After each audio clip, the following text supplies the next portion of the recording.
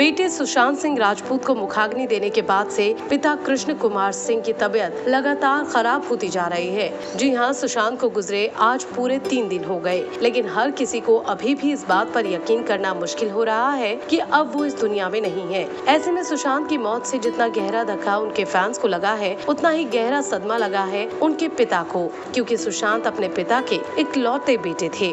ऐसे में अब ताज़ा मीडिया रिपोर्ट्स मिल रही हैं कि सुशांत के पिता की तबीयत लगातार बिगड़ रही है, जिसकी वजह से उनकी बहनें और परिवार वाले काफी परेशान हैं। एक तो सुशांत का यूं दुनिया से चले जाना और अब पिता की तबीयत खराब होना। ऐसे में जाहिर सी बात है कि परिवार वाले परेशान तो होंगे ही। वैसे आपको बता दें कि मुंबई में सुशांत का अंतिम संस्कार करके उनके पिता अपने पटना स्थित घर वापस लौट आए हैं। मीडिया रिपोर्ट्स के हवाले से ऐसा खुलासा हुआ है कि उनकी तबीयत सुशांत की मौत की खबर सुनने के बाद से ही बिगड़ने लगी थी, मगर जवान बेटे को मुखाग्नि देने के बाद वो और ज्यादा टूट गए। रिपोर्ट्स की माने तो सुशांत सिंह राजपूत के पिता मंगलवार को अचानक बेहोश हो गए, जिसके बाद उन्हें पटना भेज दिया गया। पटना पहुंचने के बाद भी उनकी तबीयत में कुछ खास सुधार नहीं हुआ।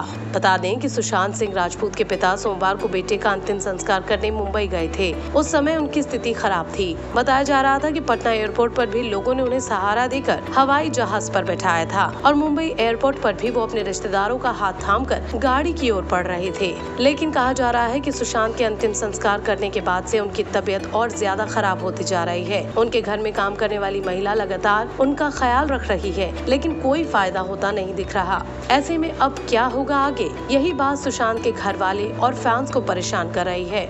आपको बता दें कि सुशांत अपने परिवार के इकलौते बेटे थे। ऐसे में हम समझ सकते हैं कि उस पिता के दिल पर क्या गुजर रही होगी जब उन्होंने अपने कांपते हाथों से अपने जिगर के टुकड़े को मुखाग्नि दी होगी। लेकिन क्या करते, बेटा अब साथ छोड़कर जा चुका था। उसके मृतदेह को पंचतत्व में विलीन करना जरूरी था। लेकिन अब बस हम यही दुआ करते हैं कि सुशांत के जाने के बाद उनके पिता को भगवान संभल दे और उन्हें इस गम से उबरने की हिम्मत दे।